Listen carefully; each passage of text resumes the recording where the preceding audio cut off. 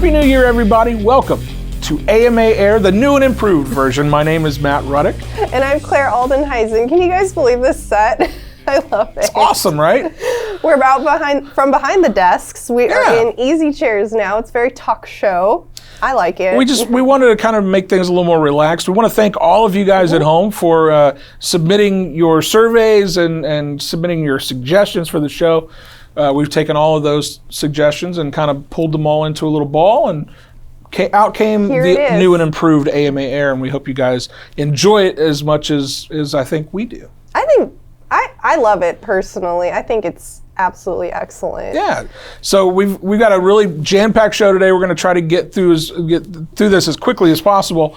We're going to talk a little bit about the 2019 year in review. We're going to be talking about Hanno Pretner.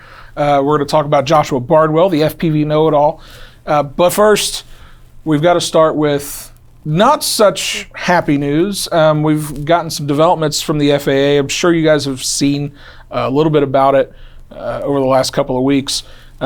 If you haven't, here's kind of the nutshell version of this. So the FAA has released its notice of proposed rulemaking for remote ID of unmanned aircraft systems.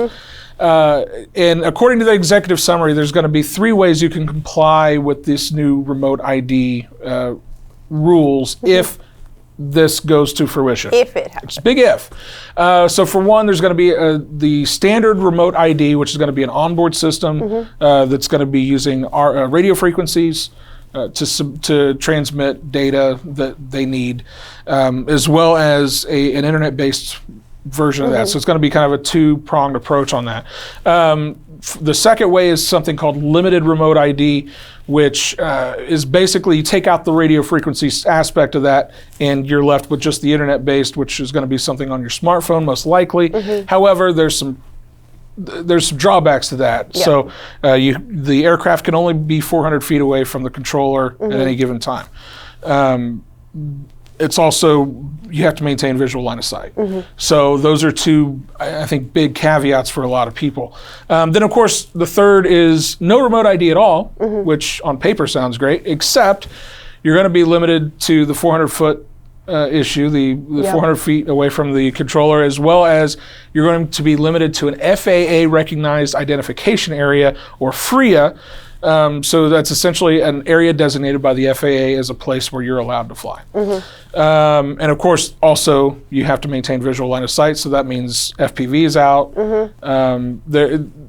There's a lot of detail that goes into all this stuff. This is just a broad overview of it. I think it's important for people to know this is only a notice of proposed rulemaking. This does not mean tomorrow these are the rules that go into effect. By the time this episode of airs, the time for comments will actually be open. You will be able to submit your comments, your concerns about this proposal, and we've done it before with Section 336. Yes. And if you... And a host of other... there's been a lot of instances for this, for sure. So, be vocal about how you feel about this proposal, and we're going to make it really easy for you guys, right? Absolutely. So we're going to have, if you go to modelaircraft.org/gov, there's going to be some stuff there that's going to make it easy for you to submit your comment to the FAA. If you've likely done this before, like we said, with some other issues that we've had, it's going to be the same kind of process for you. So if you're familiar with it, it's going to be familiar to you again. But yeah, I think it's important for people to know so there's a 60-day comment period. Right. We're going to be working very, very diligently and to make sure that some of these things go away. So we're going to need your help to do that, again, as we said, with submitting your comments through the process. Something else I want to point out to you guys that this coming Monday on January 6th, I'm going to be hosting an AMA podcast episode with Tyler Dobbs, our Government Affairs Director. If you have any questions about what's going on, hopefully they'll be answered in that podcast, where we're going to talk much more in depth than what we're going to get into here on this show. But look, there are some positive things going on. There is a silver lining. There is silver lining, not so much with remote ID, but with some other things that we've been dealing with, specifically with regard to 400 feet. The AMA, we've been working really hard with the FAA trying to figure out this 400-foot rule because we know that's not realistic from a lot of our it's really lot not. of our members. No. So we've actually been able to get a few clubs. A handful of them have gotten their clearance to fly above 400 feet. So the fruits of that labor is already starting to kind of pay off a little bit, and it's opening the door for more clubs in the very, very, very near future to get that approval as well. So look, there are some good things happening. Again, as I think something Tyler says all the time, it's a very slow process. Yeah. Government's kind of designed to work that way. So we just ask that folks be patient with us, and we're going to give you all the information we have as soon as we have it. So Absolutely. Be sure to look out on all of our communication channels over the next few weeks. We're going to try to have this all presented to you in an orderly fashion. Absolutely. Just stay tuned. Yeah. Well, let's move on to something that's much more appealing to talk about, shall Okay, we? yes. So the AMA Hall of Fame, it's that time of year where we get to recognize brand new Hall of Fame members that are going into the AMA Hall of Fame. Claire, I know you've worked a lot with the Hall of Fame and kind of know it fairly intimately. Why don't you talk a little bit about what the Hall of Fame is? Sure. So the Hall of Fame was established in 1969, and it honors men and women who've made significant contributions to aeromodeling. And if you're a history buff like me, it's great reading. There are tons of people that have been inducted into the AMA Hall of Fame that are absolutely just, they're trailblazers, they're inventors, they're incredible. And you can access this at home. You don't even have to come here to see it. You can actually go onto our website and visit it and learn more about these people that you've heard all throughout your aeromodeling career. A lot of very famous aeromodelers actually have been inducted. So these are the people that are joining the hallowed halls of the AMA Hall of Fame. So we've got Jerry Bates, James Broberg, Irving W. Chappelle, Don Coleman, Walt Mooney, Mitchell Poling, and Douglas Powell. Congratulations, you guys. I'm so happy for you. Yeah, we can't thank you guys enough for all of the contributions you guys have made to the world of air modeling. Without people like you, people like us would not be sitting here on camera talking about this kind of stuff. Exactly. So thank you. Well, stick around, because after the break, we're going to be taking a look back at the year of 2019 in aeromodeling.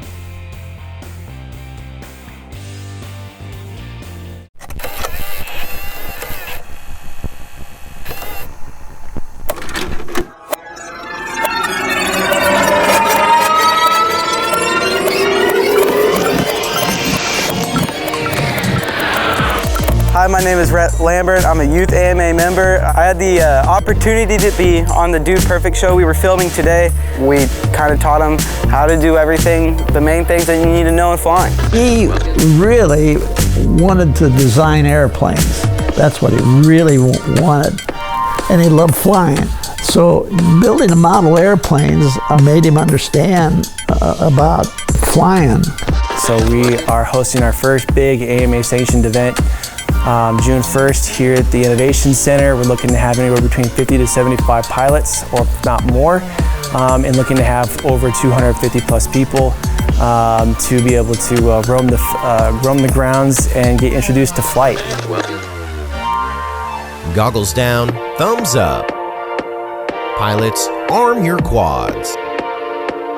As we go live on the tone in less than 5.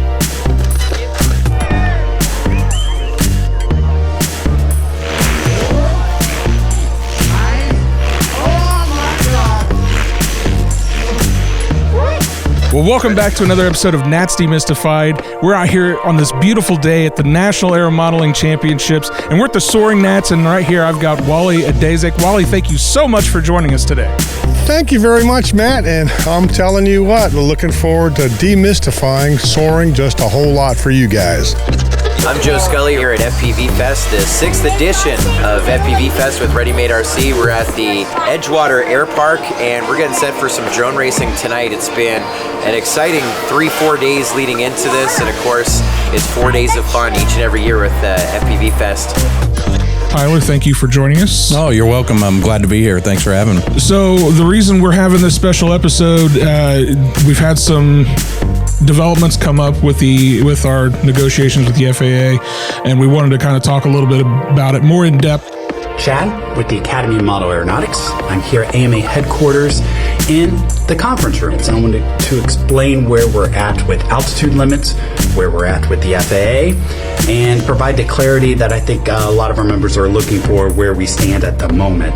Matt mentioned at the beginning of the show that this is our season finale. That's right, and we're going to be taking a couple of months off to review the surveys and create a new and improved version of AMA Air.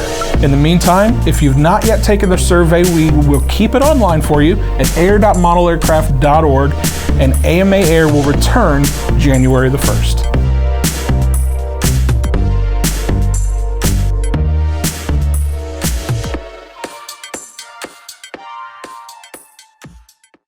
If you've been around the AMA and National Model Aviation Museum social media channels this past year, you're probably familiar with something we like to call Model Monday and Manuscript Monday. In fact, Claire, I believe you might have something to do with that program. I just have a little bit to do with it. You might recognize me as the narrator of both Manuscript and Model Monday. So these are little snapshots at what we've got in the collection. You know, obviously, I like to reiterate over and over again, we are the world's largest model aviation museum, over 12,000 artifacts in the collection, and there's absolutely no way that we could display everything in a way that honors the history and the stories behind these artifacts without reaching out to different media. So, you know, we do things like Ask Claire, we do things like Flyby, and now we do Manuscript and Model Monday. So every other Monday we alternate between either a model in the collection or something from the archive, and a manuscript. Some sort of document. Yeah, a document, because there's a lot more to the collection than just model airplanes. Yeah. They actually, there's a lot there.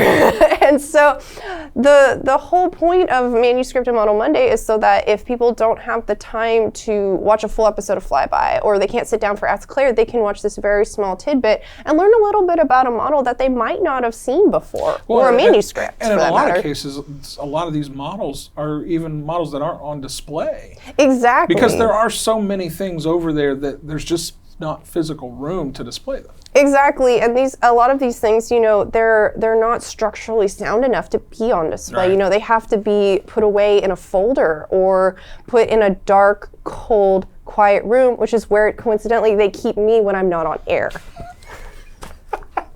Well, I mean, what do you say to that? So, well, we've got something special for you guys. We've got a brand new episode of Model Monday right here, going to be on AMA Air.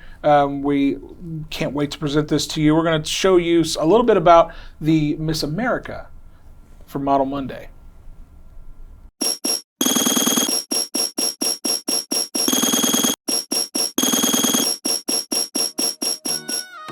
The Miss America was designed in the early 1930s by Frank Zayac using a Brown Jr. engine for power. Plans for the model were featured in his 1937 Model Aeronautics yearbook on page 52. Scientific Model Airplane Company of Newark, New Jersey then offered the model as a complete kit, including landing gear wire, wheels, hardware for mounting the engine, and tissue to cover the model. In the summer of 1939, a Miss America set a world record flight of 46 minutes on a 27-second motor run. This model was built from plans by Steve Mazurkovich in 1979. It is covered with silk, trimmed with orange tissue, and 5 coats of clear butyrate dope. The decorative lettering and flag were all hand-painted. It was powered by a Class C Brown Jr. and flown with a Craft 3-channel radio.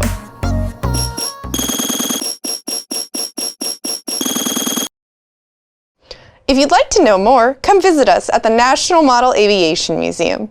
Well, coming up after the break, we're going to talk to you guys a little bit about a club in North Carolina that's been flying for good. And a Tournament of Champions legend sends his thoughts to the TOC reunion competition. I'm excited.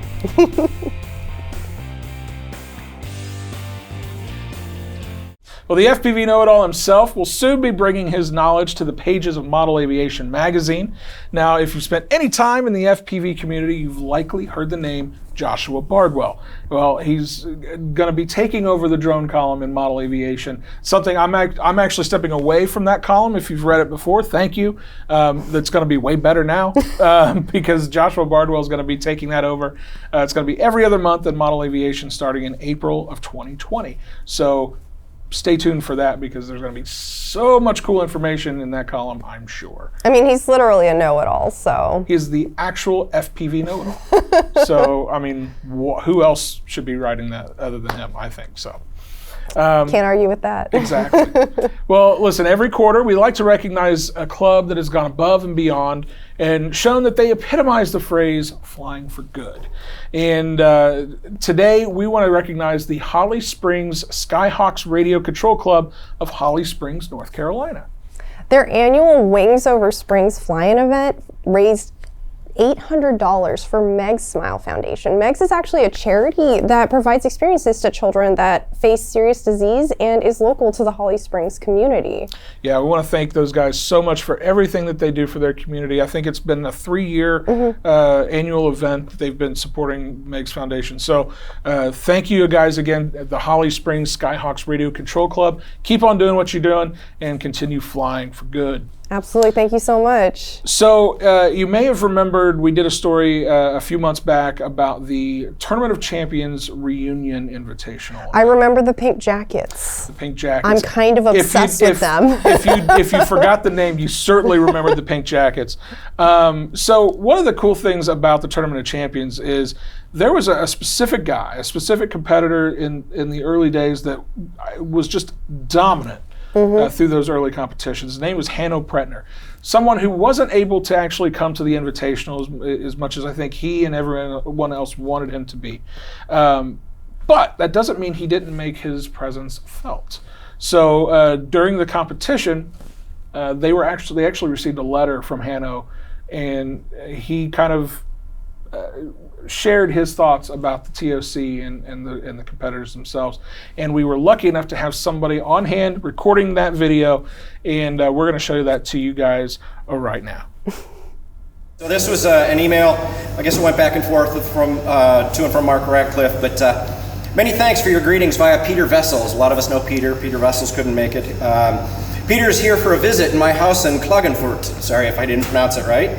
And we have a good time talking of old days and wearing the unique jackets from Las Vegas. Peter is telling that you have a TOC Legends meeting right now, so this is great to keep in good memory what Bill Bennett and Walt Schroeder did to make the TOC the #1 event for all time.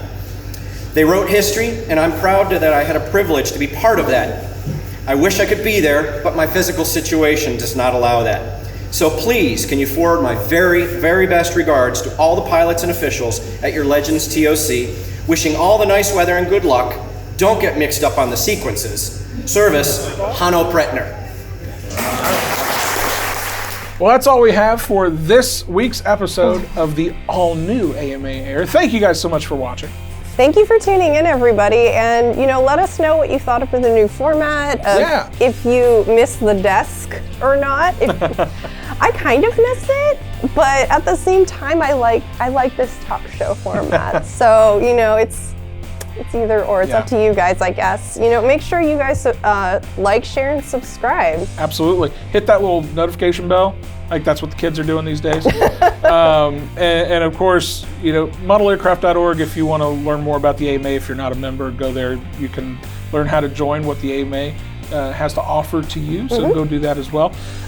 But we hope to see all of you guys here on the next episode of AMA Air.